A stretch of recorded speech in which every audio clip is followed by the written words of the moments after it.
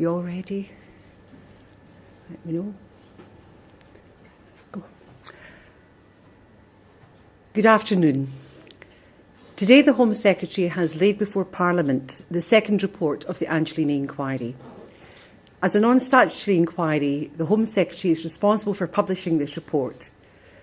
The inquiry is, however, independent of government, and this report is the result of over 2 years' work. My first report investigated how off-duty police officer Wayne Couzens was able to abduct, rape and murder Sarah Everard. This was published last year in February 2024. I was clear in that report that Wayne Couzens should never have been a police officer. When I published my first report, I warned police and political leaders that there was nothing stopping another Couzens from operating in plain sight. Not enough was done to stop him from establishing and continuing a policing career. Opportunities to disrupt his offending and thereby prevent some of his abhorrent crimes were missed. Part 2 of the Angiolini inquiry was launched to examine whether there was a risk of recurrence across policing. This meant investigating issues to do with police misconduct, information sharing, recruitment, vetting, transfers and culture. However, I was concerned that looking within policing alone was not enough to address the wider societal issues highlighted by Couzens' crimes. Wayne Couzens was a repeat perpetrator of crimes against women. He abducted Sarah Everard from a well-lit, busy London road before raping and murdering her. He was able to commit multiple indecent exposure offences against women in public spaces without being apprehended. There were multiple missed opportunities to disrupt this offending and bring an end to his policing career sooner. The abhorrent crimes of Wayne Couzens tragically highlighted broader concerns surrounding women's safety in public spaces. There was a critical and unprecedented call for action and change from members of the public. There are still many victims because there are still many perpetrators of sexually motivated crimes who escape detection and prosecution. With a greater spotlight on the safety of women in public, women should feel safer in public spaces, but many do not. Women change their travel plans, their routines and their lives out of fears for their safety in public, while far too many perpetrators continue to roam freely. Women deserve to feel safer. They deserve to be safer. Making women safer should make everyone safer. This is the focus of my second report. I make 13 new recommendations asking a range of government departments, as well as police forces and wider policing organisations, to act. I ask leaders to be courageous in their action to respond to and implement these recommendations. Changing this situation will be difficult and challenging, but we have to rise to this challenge. During every stage of the inquiry's work, my thoughts have always been focused on Sarah Everard, whose life was cruelly cut short, devastating her loving family and friends. My report lays bare the continued pain Sarah's family experienced at the loss of their beloved daughter. Sarah's mother describes this unrelenting grief as a turmoil of emotions. In Sue's own words, the horror of Sarah's final hours is a constant torment to her and her family. I will never lose sight of the impact that these crimes have on victims and their families. Since Sarah's death, more women have had their lives taken from them at the hands of dangerous perpetrators. I've had the immense privilege of meeting a brave victim who survived attempted murder and rape. It has also been a privilege to meet some of the family members of women murdered by perpetrators who, in many cases, were previously known to the authorities. Prevention is most effective when it confronts those who cause harm. And yet, too many opportunities to apprehend violent perpetrators have not been acted upon. Too many women are victimised and too many lives are lost or irrevocably changed forever. The second part of the inquiry allowed me to build on the themes identified in my Part 1 report, and I was able to gather evidence across a wide range of sectors and organisations. This was necessary as sexually motivated crime in public spaces is a whole society issue that requires a whole society response. I continue to be very grateful to all those who provided evidence to the inquiry and for the way organisations have cooperated with the inquiry's work. I've had the privilege of hearing from truly inspiring individuals who are dedicated in preventing sexually motivated crimes against women in public spaces, both within and beyond policing, and this was encouraging to hear. Undoubtedly, there has been an increase since Sarah's death in measures to prevent sexually motivated crimes against women in public spaces. We heard this from across government, the criminal justice sector, national policing bodies, as well as the charity and voluntary sectors. What is of great concern to me still is that basic questions cannot be answered. No one was able to confidently tell me how many women nationally report being the victim of sexually motivated crimes in public spaces. This gap in knowledge fundamentally impacted my ability to assess how effective current measures are at preventing these crimes. For example, we cannot answer basic questions such as how many women were raped by strangers in public spaces as opposed to someone known to them in private spaces in England and Wales last year. And there is limited data on sexual assault and indecent exposure. If this data is not being gathered and recorded consistently across forces, how can it be analysed to spot patterns in offending? This is a critical failure. There is more to do to understand the prevalence and scale of the problem, but we already know all too well the toll these crimes take on victims and the ways in which the threat of these crimes impact women's confidence in public spaces. Inquiry identified multiple surveys and research which consistently articulate the fact that women do not feel safe and that this unease is often compounded by repeated street harassment or victimisation. Our own survey findings were stark. Around half of all women surveyed had experienced an incident in the last 3 years that made them feel unsafe due to someone else's actions or behaviour. Among women aged 18 to 24, 76% reported feeling unsafe in public because of the actions or behaviour of a man or men. These are not new findings. In 2021, the United Nations surveyed over 1,000 women in the United Kingdom and found that 71% had experienced some form of sexual harassment in a public space at some point in their lives. Women have been clear and consistent. It is now time for the government and wider society to focus on disrupting the perpetrator. This has to start with prevention. Perpetrators need to be stopped and prevented from reoffending against women in a similar way again. While I have seen evidence that a shift in focus towards the perpetrator is happening, more needs to be done.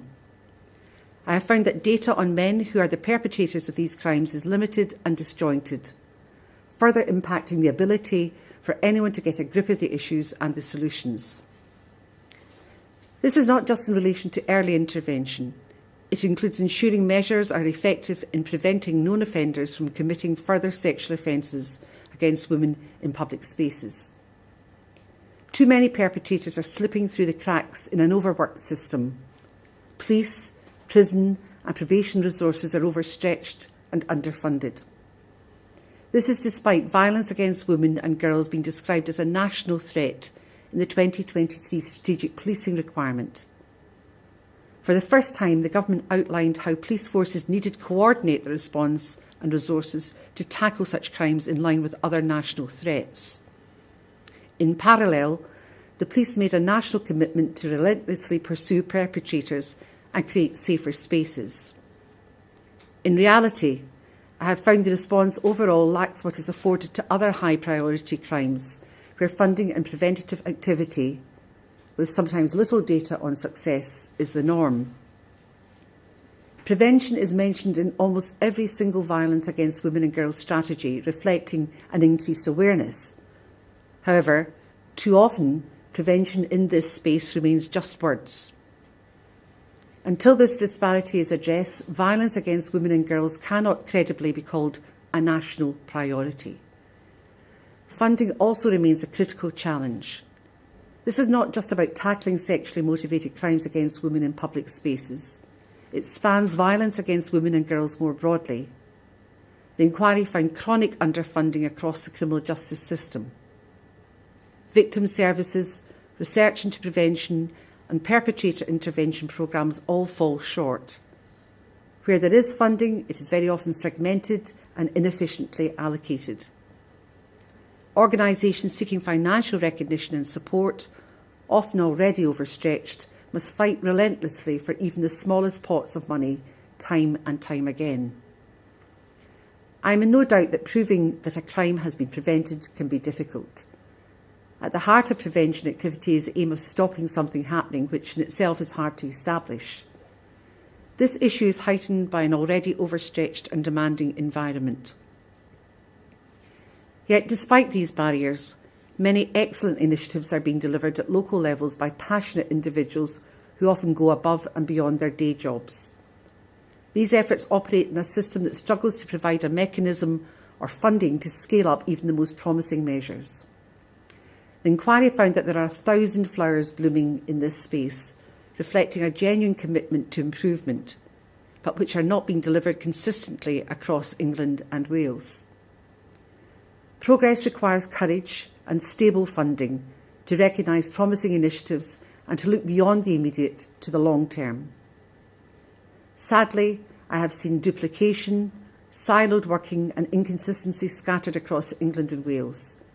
Different areas apply different solutions to the same problem or a watered-down version of the same solution.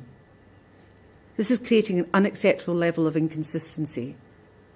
The landscape is littered with inefficient patchwork initiatives that vary from place to place, while the experience of women are often the same or similar. The public should be able to rely on a consistent service that prioritises their safety wherever they live in England and Wales. When considering prevention activity and the safety of women in public spaces, it became clear to me that understanding the impact of pornography and social media is critical to improving women's safety. The safety of online spaces was not within my terms of reference. However, during my investigation, nearly every witness shared their concerns about the impact that violent, misogynistic pornography and unfettered access to harmful content has on users. In my Part 1 report, I was resolute in highlighting Wayne Couzens' interest in extreme and violent pornography. The gap between online and physical worlds is closing, especially for the youngest and potentially the most vulnerable in our society. Online spaces are becoming increasingly violent and degrading places where misogyny and hatred towards women not only flourishes, but is disgustingly celebrated. I find it inconceivable to see how this cannot impact offending in the physical world too. I also find it inconceivable that we have not yet got a better grip on safety in online spaces. It needs to form a vital part of any strategy focused on the prevention of violence against women and girls, which must also outline how these harms may in turn affect men and boys. My report outlines a number of barriers that make prevention work difficult. My recommendations provide the framework to ensure prevention is treated as a fundamental part of tackling issues relating to the safety of women in public spaces. Prevention needs to be incorporated at every level.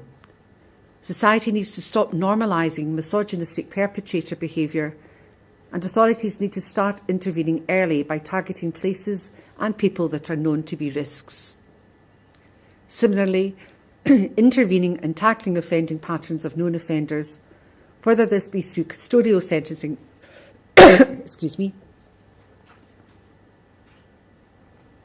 behaviour change referrals or orders, is a crucial part of future prevention and serves to reduce the risk of future victimisation.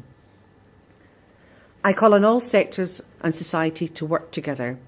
Addressing these issues by firmly recognising sexually motivated crime against women as a public health matter as well as a criminal matter is crucial. The recommendations I make are clear. I ask that those responsible to implement the recommendations fund the solutions and protect women. I also want people in our communities to feel liberated to act.